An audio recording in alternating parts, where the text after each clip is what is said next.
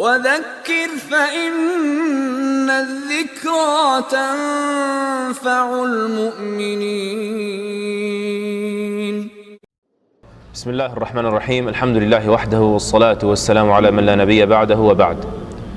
In the name of Allah, the most merciful, the bestower of mercy, all praise and glory belongs to Allah alone, and may the finest peace and blessings of Allah be upon the one after whom there is no prophet, our messenger Muhammad sallallahu alayhi wasallam. The pillars of Iman are 6, and we have arrived at the 5th. We've discussed believing in Allah and the angels and the books and the messengers, and belief in the last day is our appointment, and then we'll conclude inshallah azza wa jalla in the next session with belief in destiny, qadr. Belief in the last day. One of the necessary components of belief is to believe in the last day. And believing in the last day can occur at 2 levels. Number 1, holistically, meaning in general, you affirm that there's a last day, and there's a judgment, and there's paradise, and the hellfire, right? Holistically and generally. And then your preparation to accept whatever Allah and His Messenger, this is level 2, have said about the last day. Because if we say that you don't believe in the last day until you know every last detail about the last day, there's no one of us that believes in the last day, right? And people vary in their abilities to retain, their abilities to understand the likes. So a person to believe that Allah resurrects the dead, this is what has reached him. That's it. To believe in there being a last day holistically. This is the bare minimum for a believer to be a believer.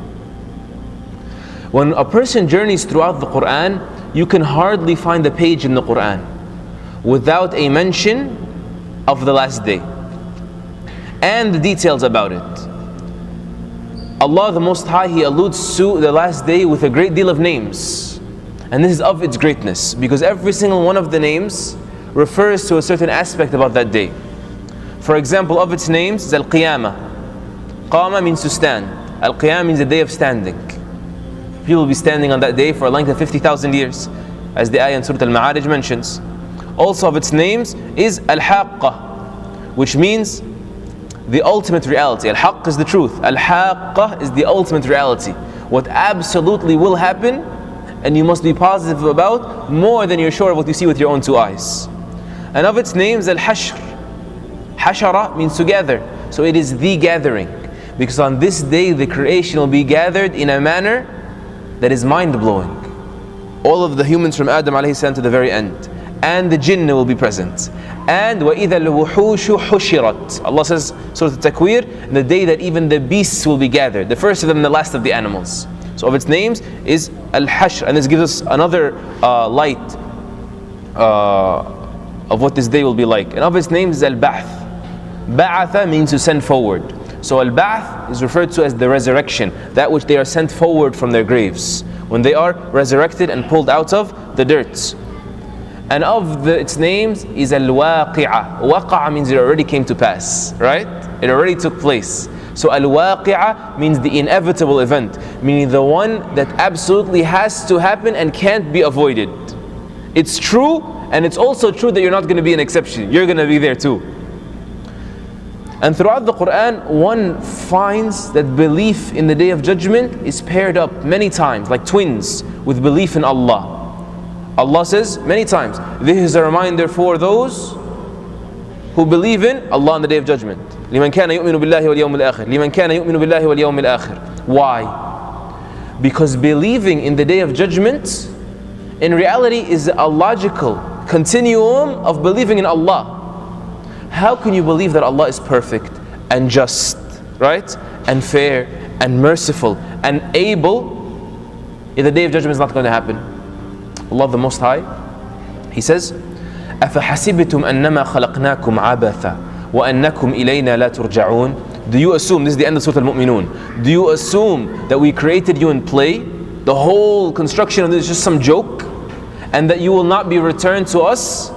فَتَعَالَى اللَّهُ الْمَلِكُ الْحَقِّ. Exalted is Allah the true King. Meaning what? Allah is far more exalted over doing something so foolish, just creating you as a joke. You think you're going to be created in play and you're not going to return to us?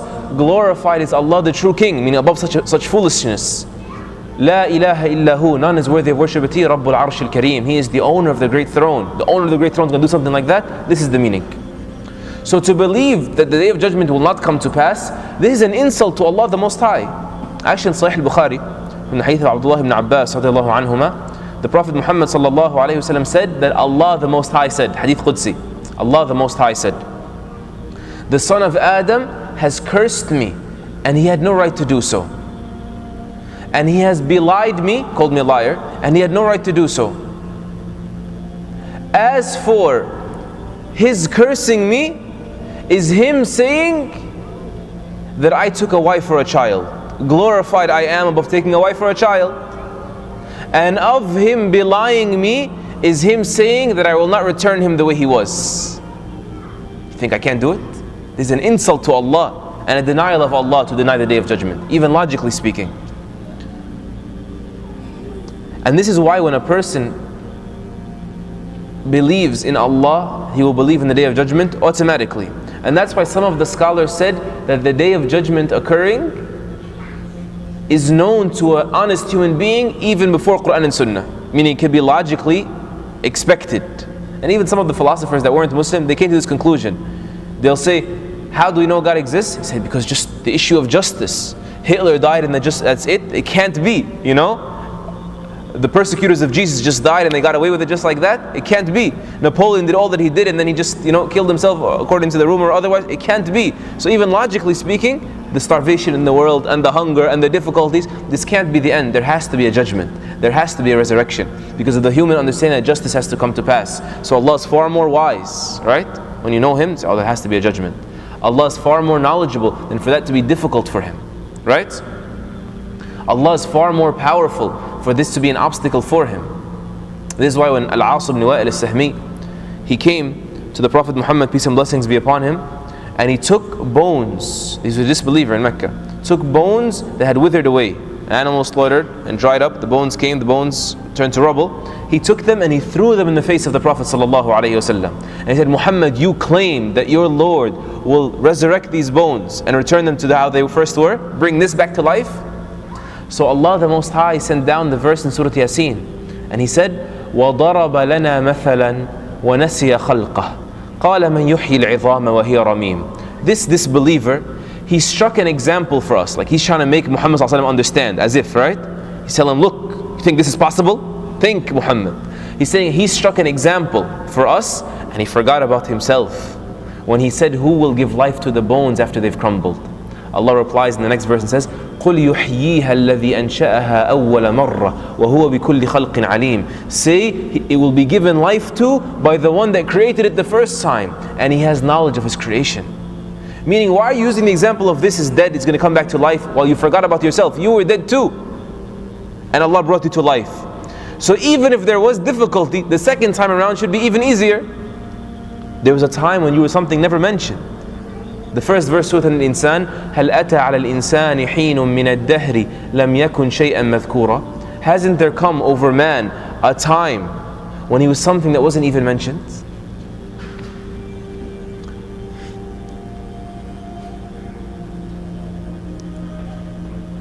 So we say that the last day has a direct connection, believing in it, with believing in Allah, and that ultimate justice must be established, wherein not an atom's weight of unfairness, inequity will occur.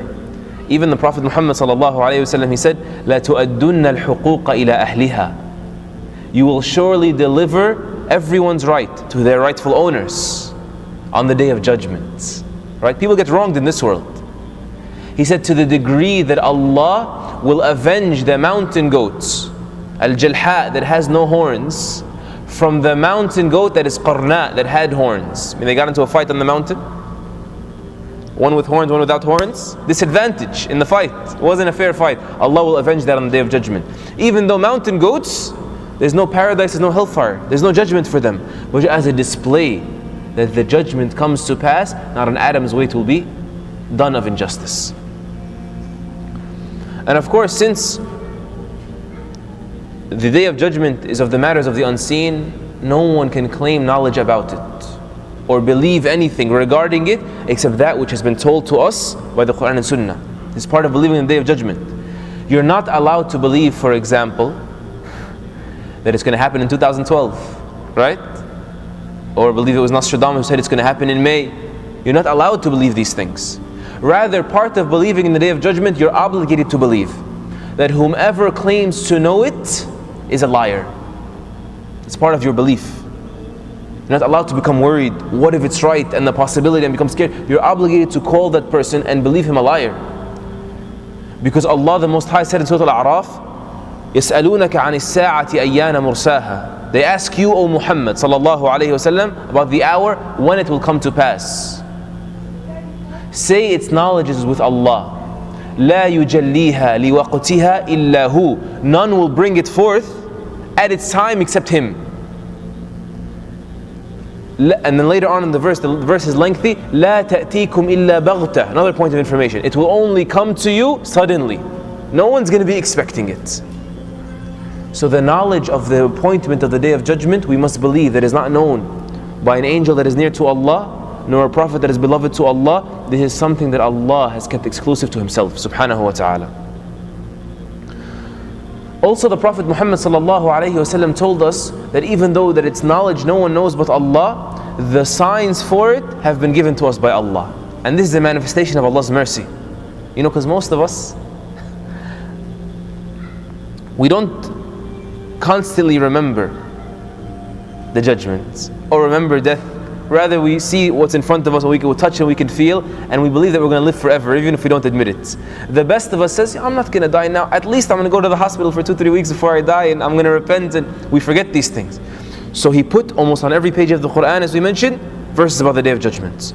And then Muhammad told us, here are signs. So every one of them gets us to what? Hurry up. Pull ourselves up, rush more and more. This is of the mercy of Allah.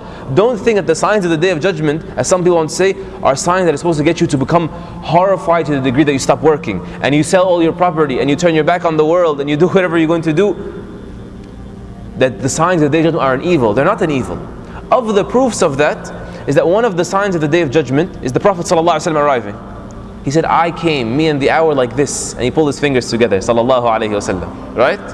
And of the signs of the Day of Judgment is Baytul Maqdis, Jerusalem, being conquered by the Muslims. And this was a golden age.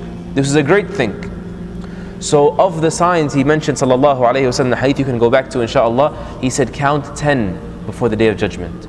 10 major signs. As for the minor signs, they are plenty, and some of the scholars have listed them, Ibn Kathir rahimahullah and others, in great detail. And they are worth studying, for it increases a believer in iman, in faith, on top of his faith, when he sees these signs unraveling every single day before his very eyes. And as for the major signs, he mentioned sallallahu alaihi wasallam that they will occur at such a rate that whomever has not prepared faith before them, he will not be able to catch up. He will not be able to catch his balance and rebound, because they will occur at such a rate that a person will be taken off guard. So may Allah grant us a new iman that is firm and certainty that never wavers. Allahumma ameen. But regardless of whether or not you live to see the major signs of the Day of Judgment, we also believe, part of our faith, that when a person dies, there is his judgment. كل نفس ذائقة الموت ثم إلينا ترجعون. Every soul shall taste death, and then to us you shall be returned. So whenever you die, that's your returning to Allah. That is your judgment. As for the journey through death and the grave and resurrection and the incidents of judgment and the scales and paradise and the hellfire, this is of the greatest factors that increases a person in iman. The people will be pulled out of their graves, the first of them to the last. And they will say, as Allah Azza wa Jal mentions Surah Yasin, Ya waylana, oh woe to us, the disaster, for those that weren't prepared. Man ba'athana min marqadina, who woke us up from our sleep? هذا ما وعد الرحمن وصدق المرسلون. This is what Ar-Rahman had promised, and the messenger spoke the truth. This realization will occur on the Day of Judgment, and then people will be gathered. The forefront who outraced everyone will be in the forefront. Then the people that will go to paradise from the first get after the judgment will be on the right. And those that are destined to the fire, even if just initially, they will be on the left. People will be grouped. And then everybody will receive their books, and they will read their books to themselves. اقرأ كتابك كفى بنفسك اليوم عليك حسيبا. What a day. Allah will tell the people, recite your book. You will not be shown your deeds. You're going to say, I did such and such on such and such a day. And I did such and such on such and such a day. And I disobeyed Allah on such and such a day. And I feared Allah and stayed away from His fire on such and such a day. You will unravel it to yourself with your own tongue. And those that Allah wishes to have mercy on, He will say, I conceal these sins for you in this world and I forgive you for them today. And there are those that will be told, you forgot about me in this world and today you will be forgotten. May Allah make us of those that Allah envelopes in His mercy on that day. Allahumma ameen. And then after the judgment comes to pass, as-sirat, the bridge will be struck across the width of the hellfire, as we are informed by the Prophet ﷺ. The end of this bridge is paradise, and below it is the fire. This bridge is thinner than a sword, thinner than a hair, and sharper than a sword. And it is not solid, meaning it is loose, which adds to its slippery, and it is dark. And a person traverses, gets across that bridge in proportion to his deeds. Not an issue of skill. Today is a day of repayment, not a day of tests. And those that fall, may Allah not make us of them, they fall for a year, 70 years distance. And he mentioned, sallallahu alayhi wasallam, that the tooth of the disbeliever will be augmented on the day of judgment, as Imam Tirmidhi narrates, to the size of the mountain Uhud, Mount Uhud in Medina. Why? Augmented to the punishment may be augmented. And then the fire itself is 70 times hotter than the fire of this world. They said, O Messenger of Allah, the fire of this world is enough. Who can even turn off a match and put their hand on it? He said, it is enough, but Allah has made it 69 times even more hotter. تَلْفَحُ وُجُوهَهُمُ النَّارُ وَهُمْ فِيهَا كَالِحُونَ. Surah Al-Mu'minun, Allah says, their faces will be sizzled with the fire, and it will cause them to peel. You know when you bring some skin or fish next to the fire, and the skin pulls together and crumbles up together like this, people's faces on that day will be like that. May Allah not make us of them. Allahumma ameen. And those that Allah permits to make it across the bridge, they wait at the gate of paradise. And Muhammad sallallahu alayhi wasallam, it was indicated that only he will be the one to knock on the door, and the gatekeeper of paradise, Ridwan, will tell him, I was commanded to only open for you. And the gates are opened, and the believers that followed him in this world will follow behind him and enter paradise. And they will know where their palaces are, and they will know where their homes are, and they will know where their families are. And in it are rivers of wine, delicious to those that drink it, those that didn't drink it in this world. And rivers of milk that never goes bad, and rivers of honey that is filtered, and rivers that are of water that is crystal clear, pure and filtered, pristine. May Allah subhanahu wa ta'ala make us of the people of paradise. وَقَالُوا الْحَمْدُ لِلَّهِ الَّذِي أَذْهَبَ عَنَّا الْحَزَنَ. Allah says that they will say, all praise belongs to Allah who did away with our grief. There is no more sadness, there is no more difficulty, there is no more pain, there is no more malice, there is no more ill feelings, there is no more hunger, there is no more sleep, there is no more using the bathroom. Allah the Most High said in the Hadith al-Qudsi, I have prepared for my righteous slaves what no eye has ever seen, what no ear has ever heard, what never dawned upon the imaginations of the human being. So for a believer to increase in Iman, he is to read the verse in the Hadith about the Day of Judgment, and when he is mesmerized by them, the descriptions of paradise and the likes, know, as Ibn Abbas said, that these are just the names. Allah has in store for you what is beyond anything that you've imagined, never dawned upon the imagination of a human being. And finally we read to you the hadith in Sahih Bukhari and Muslim, narrated by Abdullah ibn Umar, may Allah be pleased with him and his father, who said that the Prophet ﷺ said, when the people of paradise have gone to paradise, and the people of the fire have gone to the fire, death, not the angel of death, death itself is brought forth until it is placed between paradise and the fire, placed there on the bridge. Then it is slaughtered. Then a caller calls out, O people of paradise, O people of the fire, no more death. So the people of paradise increase in joy upon their joy. This is permanent. And the people of fire increase in grief, agony upon their agony. We end there, inshaAllah subhanahu wa ta'ala, asking Allah to make us of those who are firm in our belief, and grant us a belief in the Day of Judgment that will keep us upon His guidance until the day we meet Him. Allahumma ameen. وصلى اللهم على نبينا محمد وعلى آله وصحبه أجمعين والحمد لله رب العالمين. جزاك الله خيرا.